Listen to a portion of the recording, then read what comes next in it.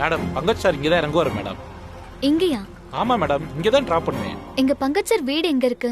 Sir வீடு எங்க இருக்குன்னு தெரியாது மேடம். இங்க டிராப் பண்ண சொல்லுவாரு, நான் டிராப் பண்ணுவேன், அவ்வளவுதான். சும்மா சொல்லாதீங்கண்ணா, உங்களுக்கு பங்கஜ் சார் வீடு கண்டிப்பா தெரியும். நான் ஏன் மேடம் போய் சொல்ல போறேன்? எனக்கு நிஜமாவே தெரியாது மேடம். நீங்க ரிட்டர்ன் வர வரைக்கும் நான் இங்க வெயிட் பண்ணவா? இல்ல வேண்டாம், நீங்க போங்க, நான் பாத்துக்கிறேன். Okay madam.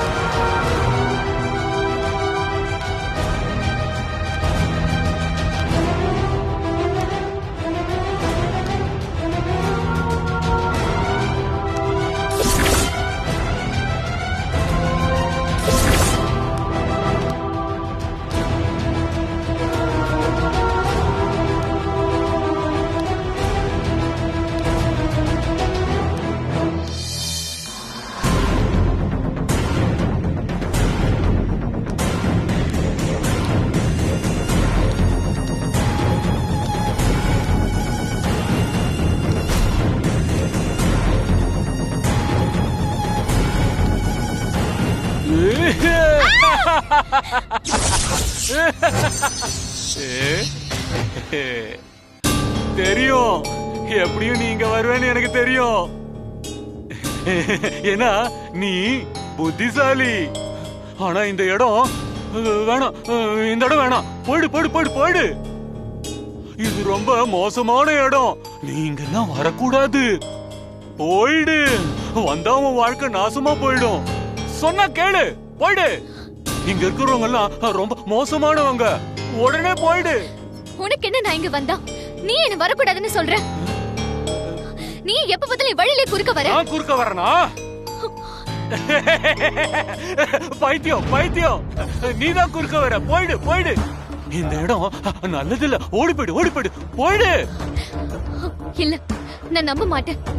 நீ வாய்க்கு வந்ததெல்லாம் சொல்ற, நான் நம்ப மாட்டேன். நம்ப மாட்டியா? நம்ப மாட்டியா? அப்போ நல்லா அனுபவி, அப்பதான் உனக்கு புத்தி வரும். நல்லா ஏமாற போற, ரொம்ப நல்லா ஏமாற போற. அந்த சூர்யாவை பூஜை பண்ணு, நல்ல பூஜை பண்ணு. அவனை நம்பி நல்லா ஏமாந்து பாப்பற. என்ன சொன்ன? நான் பைத்தியமா? நான் உனக்கு பைத்தியமா? சொல்லு, நான் பைத்தியமா? சொல்லு. என்ன பார்த்தா பைத்தியம் மாதிரி தெரியுதா உனக்கு? Madam madam, Surya sir phone பண்ணாரு, உங்களை உடனே கூட்டு வர சொன்னாரு. வாங்க மேடம் போயிடலாம். போயிடு, இங்க இருந்து போயிடு. வாழ்க்கை நாசமா போயிடுமா? இங்க இருந்து உடனே போயிடு. மேடம் அது பைத்தியம் மேடம், ஏதோ உளருது, விடுங்க மேடம். வாங்க மேடம் போயிடலாம். போயிடு போயிடு போயிடு போயிடு போயிடு.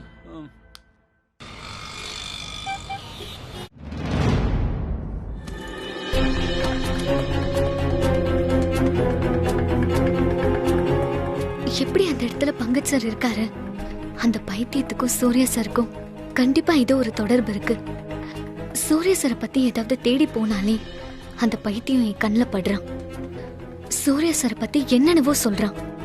ஐயோ, எதையோ தேடி எங்கேயோ போயிட்டு இருக்கேன். இப்ப நான் என்ன தேடிட்டு இருக்கேன்னு எனக்கே புரியல. பிரகாஷ் குடும்பத்துக்கும் பங்கஜ் சாருக்கும் என்ன தொடர்பு? இல்லைன்னா அந்த பங்கஜ் சார் யாரு? இத முதல்ல கண்டுபிடிக்கணும். இத கண்டுபிடிச்சிட்டா அதுக்கு பின்னாடி இருக்கிற முடிச்செல்லாம் தானா அவிழ்ந்துரும். என்னோட எல்லா கேள்விக்கும் பதில் பங்கஜ் சார் கிட்ட இருந்து தான் ஆரம்பிக்கும்னு எனக்கு இப்ப தோணுது.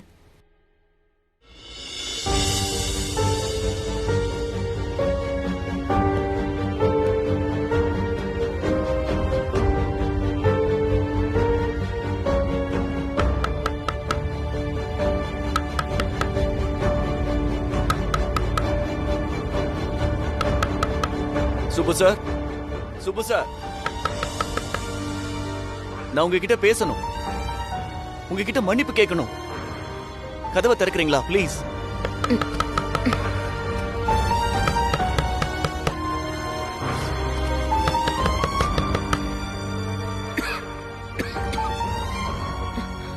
இதெல்லாம் தப்பு. எவ்வளவு பெரிய மனுஷன், நீ இப்படி எல்லாம் பண்றது ரொம்ப தப்பு சுப்பு.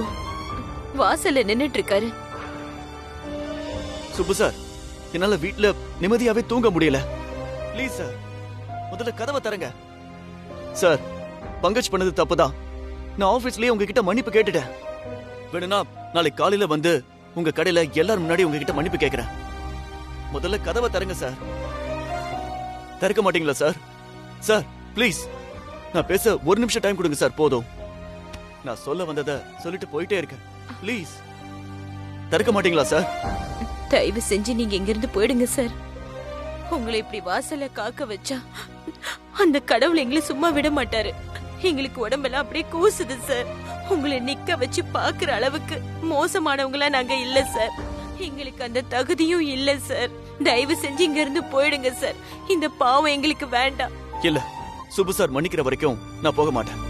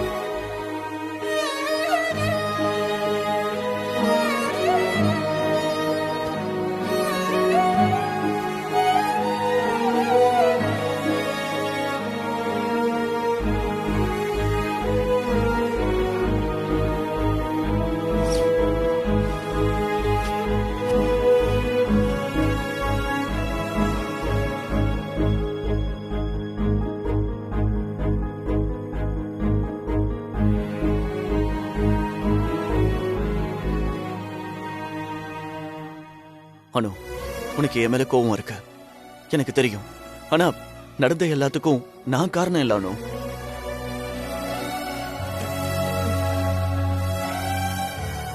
பங்கஜ் ஏதோ கோவத்துல அப்படி பண்ணிட்டான். என்ன நடந்துச்சுன்னு உனக்கே நல்லா தெரியும். Please Anu, understand me.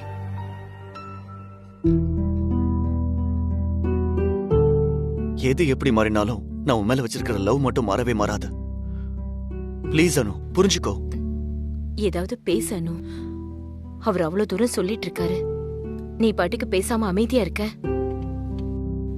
நான் என்னன்னு பேசுறதுமா? என்ன மாறினாலும் என் மேல அன்பு மாறலன்னு சொல்றாரே. அன்னைக்கு அனிருத்த கல்யாணம் பண்ணிக்கோன்னு சொல்லும் போது எங்க போச்சுமா அந்த அன்பு? நாளைக்கு வேற ஒருத்தரை கல்யாணம் பண்ணிக்கோன்னு நீங்க எல்லாம் சேர்ந்து சொல்ல மாட்டீங்கன்னு என்ன கேரண்டிமா?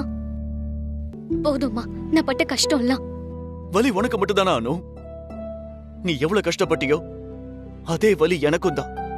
ப்ளீஸ் அனு, அதே நினைச்சிட்டு இருந்தா எப்படி? நானும் மனசளவுல நொந்து போய் தான் அந்த வார்த்தையை உன்கிட்ட சொன்னேன். என் மனசு உனக்கு புரியாத மாதிரி நடிக்காத அனு. நான் சாகுற வரைக்கும் என் நெஞ்சில ஒண்ணு தவிர வேற யாருக்கும் இடமே இல்ல அனு.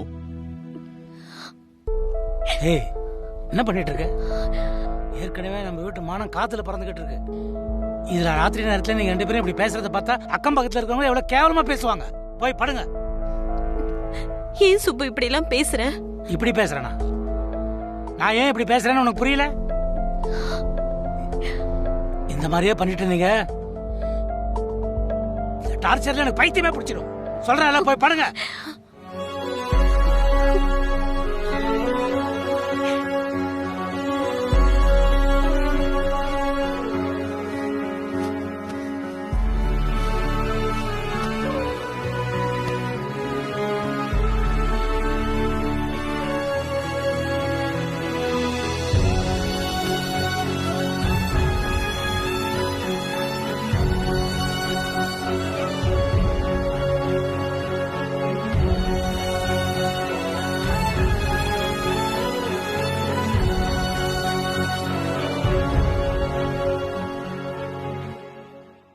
அனு, நீ தூங்காம எந்திரிச்சு வந்து என்ன பார்த்துட்டு நிக்கிறதுலயே உன்னோட லவ் எனக்கு புரியுது. என் மேல கோபப்பட்டாலும் உன்னோட மனசுல இருக்கிற லவ் கொஞ்சம் கூட குறையலங்கிறதுக்கு இதுவே பெரிய சாட்சி. இன்னும் இங்க நின்னு நான் உன்னை கஷ்டப்படுத்த மாட்டேன். பாய் அனு.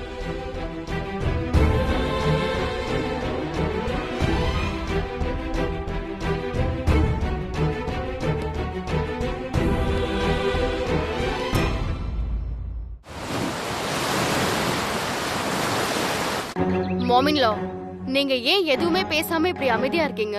என்னாச்சு மான்சி? ப்ரோயின்லோட லைஃப்ல ஒரு முக்கியமான விஷயம் நடந்திருக்கு. அடுத்து என்ன செய்யணும்னு யோசிக்காம நீங்க இப்படி என்ன ஆச்சுன்னு ஒண்ணுமே தெரியாத மாதிரி கேக்குறது எனக்கு ரொம்ப சர்ப்ரைசிங்கா இருக்கு மாமின்லோ. மான்சி, நீ சொல்றதெல்லாம் சரிதான். ஆனா சூர்யா இப்போதைக்கு என்ன பேச வேணாம்னு சொல்லிருக்கான். அதான் அமைதியா இருக்கேன். ப்ரோயின்லோ அப்படிதான் சொல்வாரு. அதுக்காக நம்ம அமைதியா அப்படியே விட்டுற முடியுமா? Absolutely correct, Mansi. I fully support you. Thanks Chandra, இப்பயாவது எனக்கு சப்போர்ட் பண்ணியே. ஹாய் ப்ரோயின்லோ, அனு வீட்ல பேசிட்டீங்களா? இல்ல நீ இன்னும் பேசல. என்ன ப்ரோயின்லோ, அனு வீட்ல பேசுறதா ப்ராமிஸ் பண்ணீங்கல்ல, மறந்துட்டீங்களா ப்ரோயின்லோ? மாமின்லோ இப்பவாது பேசுங்க. ஆமா சூர்யா, மான்சி சொல்றது சரிதான். நீ முதல் தடவை செஞ்ச தப்ப இப்பவும் செய்யாத. சீக்கிரமா அனு வீட்ல பேசு. இத அப்படியே வளர விடக்கூடாது சூர்யா. ஒண்ணு நீங்க பேசுங்க, இல்லனா இப்பவே நாங்க எல்லாரும் போய் அனு வீட்ல பேசுறோம். என்ன சொல்ற Chandra? Yes, Mansi. I'm always ready. என்ன சூர்யா, பதில் பேசாம இப்படி அமைதியா நின்னா எப்படி? இல்லம்மா, நேத்து ஆபீஸ்ல பங்கஜ் சுப்பு சார் இழுத்துட்டு வந்து கொஞ்சம் மரியாதை குறைவா நடந்துக்கிட்டான். கையில பைசா இல்லாட்டினாலும் எதுக்கு சார் வெட்டி ஜம்பா உங்களுக்கு?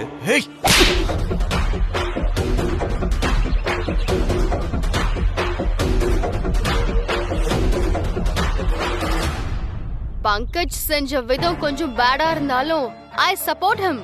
அட்லீஸ்ட் அவர் ஒருத்தருக்காவது இவ்ளோ தைரியம் இருக்கே. எல்லாருமே யோசிச்சிட்டே இருந்தா கல்யாணம் தானா நடக்குமா என்ன? யாராவது ஒருத்தர் ஃபர்ஸ்ட் ஸ்டெப் எடுத்து வச்சாதான் கல்யாணம் நடக்கும். அத பங்கஜ் செஞ்சிருக்காரு. என்ன கொஞ்சம் ரஃபா ஹேண்டில் பண்ணிட்டாரு. பங்கஜ் இப்படி நடந்துகிட்ட நேரத்துல இப்ப போய் அவங்க வீட்டுல பேசினா அது தப்பாயிடும் அண்ணி. சரி சூர்யா, பங்கஜ் ஏதோ தெரியாம செஞ்சிட்டான். ஆனா அதுக்காக எவ்வளவு நாள் இதை தள்ளி போட முடியும்? நீங்க தயவு செஞ்சு எந்த எக்ஸ்கியூஸும் சொல்லாதீங்க. இன்னைக்கு நீங்க கண்டிப்பா போய் பேசி ஆகணும். இல்லனா நான் போய் உங்களுக்கு பதிலா சுப்பு சார் கிட்ட எல்லாத்துக்கும் சாரி கேட்டுட்டு இந்த விஷயத்தை பத்தி நான் பேசுறேன். வேணாம் சந்திரா, நானே பேசுறேன். அந்த பங்கஜ் தடிய நீ கூட்டிட்டு போ. முதல்ல அவனை மன்னிப்பு கேட்க சொல்லு. சூர்யாவுக்கு ஒண்ணுன்னா அவனுக்கு எவ்வளவு கோவம் வருது பாரு.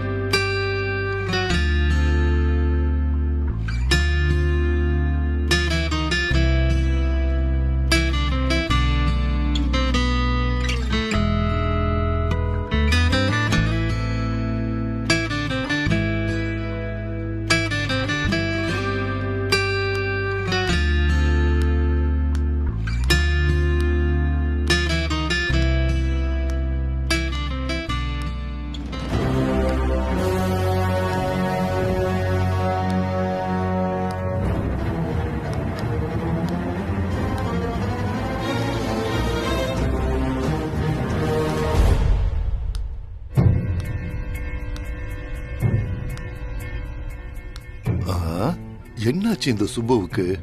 எதுக்கு இந்த நேரத்துல பைத்தியம் மாதிரி அங்கேயும் இங்கேயும் நடந்துகிட்டு இருக்கா?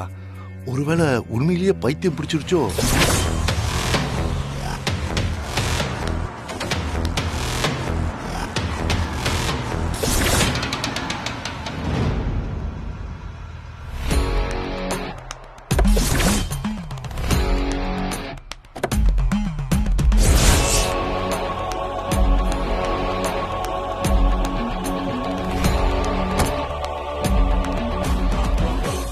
இந்த நேரத்துல இவதுக்கு இங்க வரா?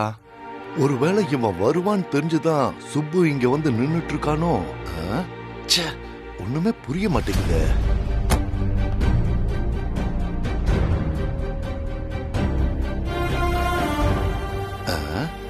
என்னடா இது? ரெண்டு பேரும் ஒருத்தருக்கு ஒருத்தர் சும்மா பாத்துக்கிட்டே இருக்காங்க. சரி, நடக்கிறத வேடிக்கை பார்ப்போம். சுப்பு, சொடக்கா போடுற சொடக்கு ஊர்க்குருவியாயா நீ? இனிமே நீ வாழ்க்கை முழுக்க ஊர்க்குருவிதான். நான் பருந்துடா. என்கிட்டயா சவால் விடுற? சுப்பு சார், ஒரு நிமிஷம்.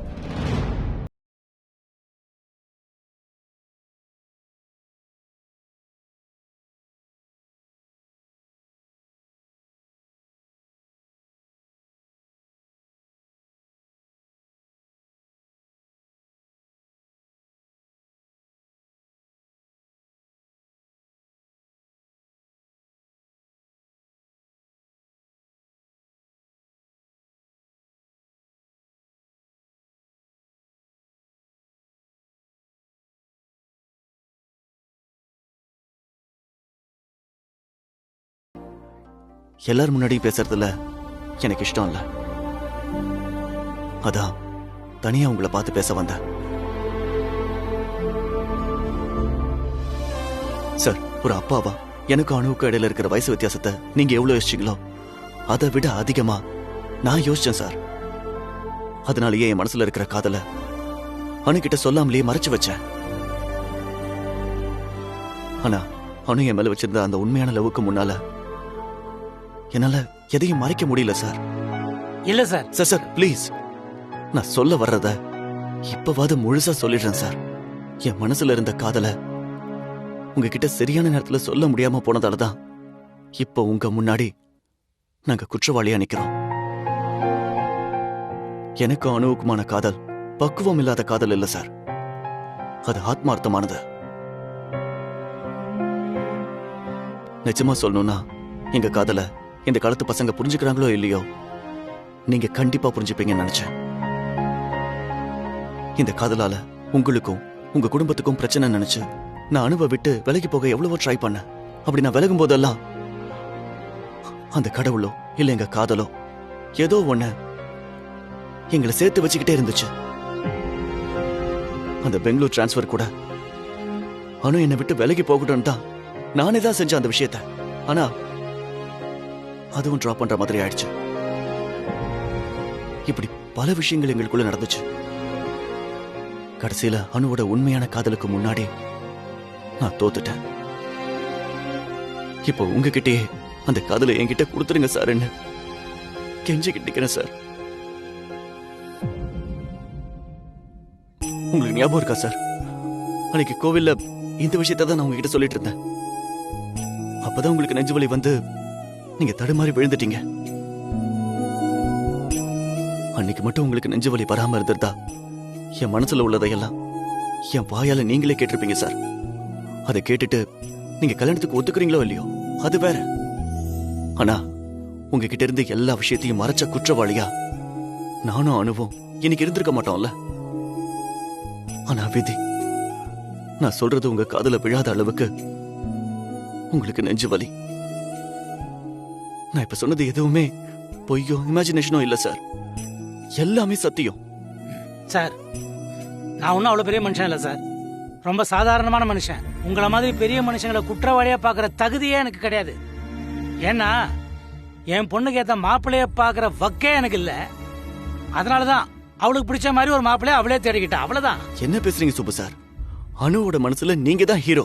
நீங்க மத்தவங்க முன்னாடி தலை குனிய கூடாது, உங்க மனசு காயப்படக்கூடாதுங்கிற ஒரே காரணத்துக்காக தான் அனிருத்த கல்யாணம் பண்ணிக்க அணு சம்மதிச்சு மனமேட வரைக்கும் வந்தா. உங்களை மாதிரி ஒரு நல்லவரோட மனசு என்னால கஷ்டப்படக்கூடாதுன்னு தான் உங்களுக்கு செஞ்சு கொடுத்த சத்தியத்தை காப்பாத்த நானும் அவ்வளோ போராடினேன். ஆனா எல்லாம் வீணா போயிடுச்சு சார். உங்களுக்கு நடந்த எல்லா அவமானத்துக்கும் நான் மன்னிப்பு கேட்டுக்கிறேன். தயவு செஞ்சு எங்களை மன்னிச்சிருங்க சார். ஐயோ, நீங்க ஏன் சார் என்கிட்ட மன்னிப்பு கேக்குறீங்க? இதெல்லாம் வேணாம். நீங்க எங்களுக்காக ஒரே ஒரு விஷயம் செஞ்சா மட்டும் போதும். எங்களை தனியா விட்டுருங்க சார், அது போதும் சார். சார், உங்களுக்கு நடந்த எல்லா அவமானத்துக்கும் காரணம் நான் தான். அதனால உங்க காலில் விழவும் நான் தயாரா இருக்கேன். காலில் விழுந்து காதலை நிறைவேற்றுங்கன்னு கேட்கறதுல அர்த்தமே இல்லைன்னு எனக்கு நல்லா தெரியும். ஆனா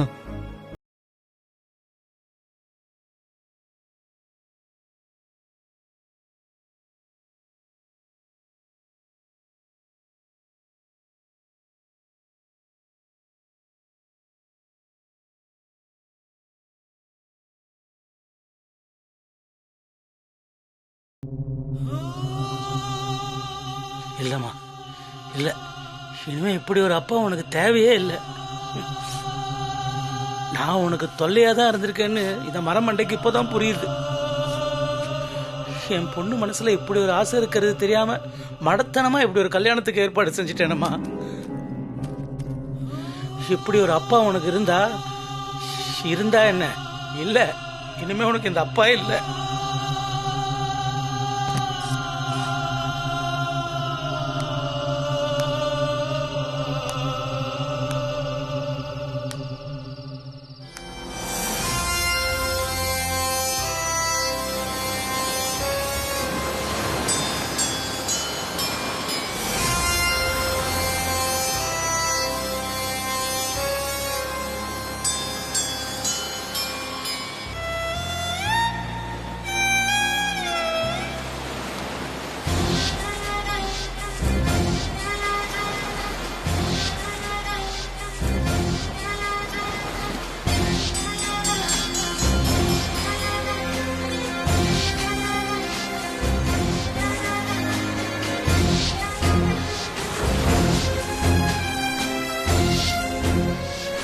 ஏய் சுப்பு,